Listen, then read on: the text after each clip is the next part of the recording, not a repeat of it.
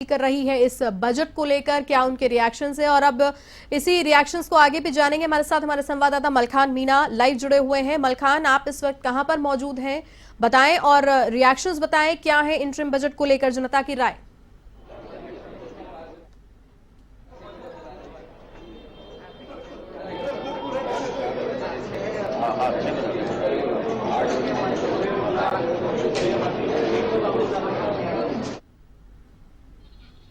मलखान, अगर आप मुझे सुन पा रहे हैं तो बताएं कि इस वक्त आप कहां पर मौजूद हैं और आसपास आपके जो लोग हैं उनसे जानने की कोशिश करें कि इंटरिम बजट को लेकर क्या उनकी राय है, किस तरीके से वो इसे देख रहे हैं।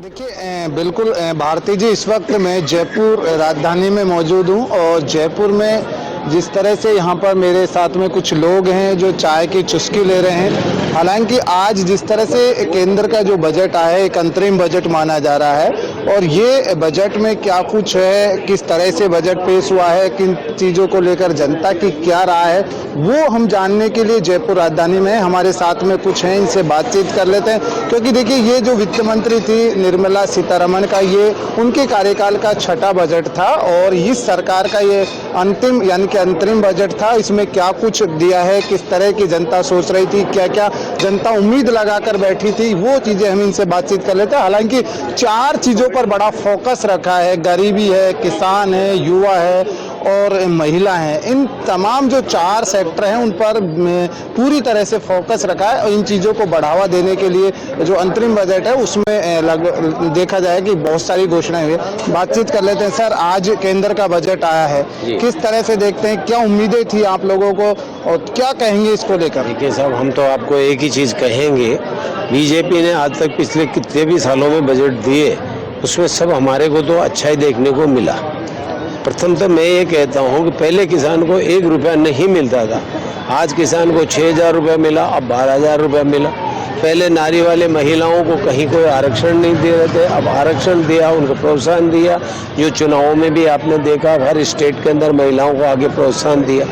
आज अगर मैं राजस्थान की बात करता हूँ तो हमारे यहाँ डिप्टी सीएम बनी, वो भी एक महिला ही है। सर, सबसे बड़ी चीज है कि जिस तरह से आप लोग महंगाई को लेकर या जिस तरह वो चीजें सोच रहे तो वो नहीं हुआ। साहब, मैं एक छोटा सा परिवार चलाता हूँ, परिवार में भी अगर एक आदमी कमाने वाला होता है और उसकी इनकम ऑफ सोर्सेज होती है, उसके हिसाब से एडजस्ट करता है। सरकारें बनने के बाद एक दूसरे को कोसते हैं, वो ये नहीं देखते हैं कि ये बजट जाने के लिए कि पैसा कहाँ से लाएंगे और इसको कैसे मैनेज करेंगे। मुझे आप ये बता दो, आज इतने सड़कें बनी हैं, इतने मंदिर बन रहे हैं, इतने सब कुछ हो रहे हैं, तो बजट तो सरकार के पास से ही आया। कुल मिला के माना जाए कि बजट अच्छा है, बहुत अच्छा है। मैं तो कहता हूँ इससे बढ़िया बजट नहीं हो सकता। दूसरा सबको दिया उन्होंने, बच्चों के स्कूल का, एजुकेशन का, पढ़ाई का, किसान का, सबको, तो मैं तो इसकी तारीफ करूँगा। ठीक है, देखिए बिल्कुल भारती जी, और भी इनसे बातचीत कर लेते हैं बजट को लेकर, क्या कुछ कहेंगे। आज सर केंद्र का बजट पेश हुआ है, आप चाय की चुस्की भी ले रहे हैं, क्या कहेंगे बजट को लेकर? नहीं, बजट अच्छा है, ठीक है, पर मोटी बात यह है कि राजस्थान के अंदर पेट्रोल के और डीजल के दाम सस्ते होने चाहिए। पहली चीज़ तो हमारी ये है जो आपके एजेंडे में थी सरकार के, है ना। और सिर्फ लेकिन सर 4 सेक्टरों पर बड़ा फोकस लगाया है कि गरीबी है, किसान है, युवा है, महिला है, तो क्या कहेंगे इन चीज़ों को लेकर? अभी तो फोकस सर राम मंदिर और ज्ञान व्यापी पे ही चलता नजर आ रहा है मुझे। इससे थोड़ा अलग हट करके सिर्फ चुनावी बजट के रूप में नहीं हो, ये बजट हो जो जनता को, आम गरीब जनता को, मध्यम वर्गीय जनता को, जो आपको वोट दे रहा है उसके लिए लाभकारी सिद्ध हो। योजना जो भी हो उनको ध्यान में रखते कर जाए, ना कि सिर्फ चुनावी बजट के रूप में। ये मेरा मानना है, पर्सनल मानना है। लेकिन अंतरिम बजट में कहा गया है कि हम लगभग 3 करोड़ महिलाओं को लखपति दीदी बनाने का काम करेंगे, बेरोजगारी हटेगी, तो इस तरह के बजट लेके आए क्या? मेरी समझ में तो बेरोजगारी, किसान, महिला, ये सब ताक में रख रखा है सरकारों ने। सिर्फ सरकारें धर्म के आधार पर सिर्फ वोट बटोरने की मशीन समझ रखा है आम जनता को, कि कोई तो इनके वोट चाहता है, उनको डरा करके लेता है, कोई इनको डराता है, उनके वोट लेता है। एक तमाशा बन के रह गया है हिंदुस्तान, है ना। तो पूरे विश्व में विकास का एक अलग संदेश जाना चाहिए, धर्म की राजनीति खत्म होनी चाहिए और बजट सही मायने में आम जनता के काम आने वाला होना चाहिए, ये मेरा मानना है। देखिए बिल्कुल भारती जी, जिस तरह से इनका कहना है कि जो 4 मुद्दे हैं, फोकस है, उन पर लेकर ये चीज़ें कही गई। और भी बातचीत कर लेते हैं सर। महिलाओं के लिए भी काफ़ी अच्छा बजट माना जा रहा है कि लखपति दीदी बनाएंगे, जिससे महिलाएं खुद अपना रोजगार चला पाएंगी, अपने परिवार को बढ़ा पाएंगी। क्या लगता है आप लोगों के बजट में सही नहीं? ये तो बड़े बजट तो ऐसे सही है, लेकिन इनको लादू तरह जब है। अरे ये टेंडर की सरकार लालच बहुत देती है, और ये आने वाले लोकसभा चुनाव में इसलिए ये बड़े महिलाओं तो 50% महिला वोटर है, तो उनको लालच देते ये वोट अपना लेना चाहती है। और पहले भी ये बोला था, जब गवर्नमेंट बनी थी मोदी थी हम बड़े 15 लाख रुपए खाते में जमा करवाएंगे, तो ये गवर्नमेंट बनवा ली थी। मुझे नहीं लगता है ये महिलाओं के लिए बड़े ये आने वाले चुनाव के बाद ये सक्सेस होता। लेकिन मैं अब जिस तरह का जो बजट है उसमें कहा है कि हम गरीबों के लिए 2 करोड़ मकान फिर बनाएंगे। नहीं, वो बात सही है, आप दे रहे हो, लेकिन ये चुनाव तक ही है सर। ये बजट में चुनाव तक ही, उसके बाद में वो कंटिन्यू नहीं होता, नहीं है कंटिन्यू नहीं होता। जैसे बेरोजगारी युवाओं तो है 15 लाख युवाओं तो साल तक रोजगार देंगे, वो कहाँ हुआ सर। ये चुनाव सिर्फ चुनाव है, ये लोकसभा था इसलिए चल रहा है, वोट लेने के लिए। देखिए बिल्कुल भारती जी, जिस तरह से कुछ लोगों का तो कहना है कि खैर बजट अच्छा है, लेकिन चुनावी जो नज़दीक आ रहे हैं, चुनावी जो माहौल है उसको देखते हो सकता है अंतरिम बजट होगा। लेकिन और भी बातचीत कर लेते हैं, यहाँ पर कुछ लोग हैं, इनसे भी बातचीत कर लेते हैं कि बजट को लेकर क्या कुछ कहेंगे। इनसे बातचीत कर लेते हैं। सर, आज केंद्र का बजट आया है, क्या कहेंगे? कौन सा चैनल है पहले? A1 TV है। मैंने केंद्र का बजट आया तो मेरे को नहीं मालूम। अरे वाह, आप तो बजट को लेकर क्या सोच रहे हैं? बजट के बारे में सोचने का कुछ नहीं, महंगाई के बारे में तो बहुत सोचना है। महंगाई तो इंसान को मार दे रही।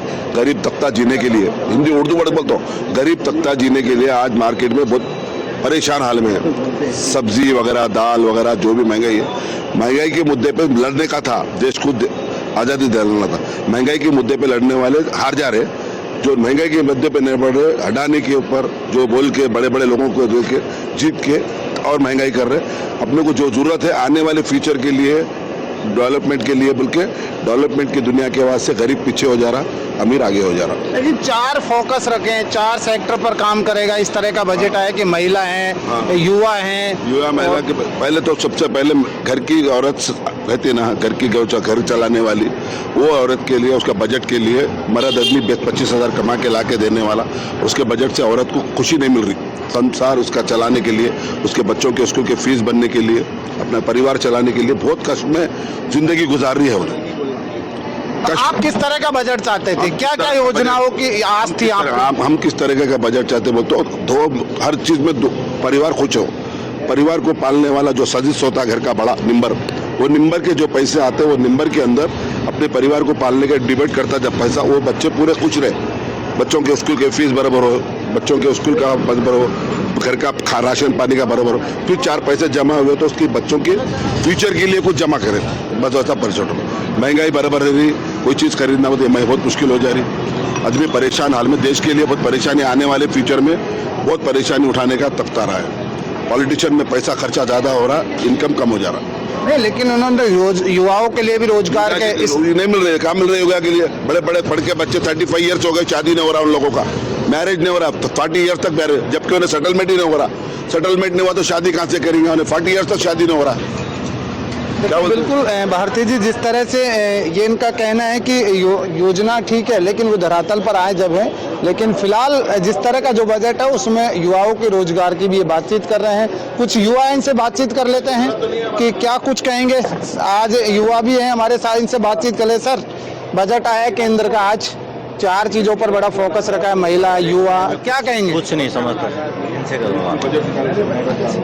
चलिए, युवा हैं, बिल्कुल शांत हैं कि जिस तरह से बजट को लेकर एक तरह से कहा जाए कि खुश भी हैं तो नाराजगी भी है।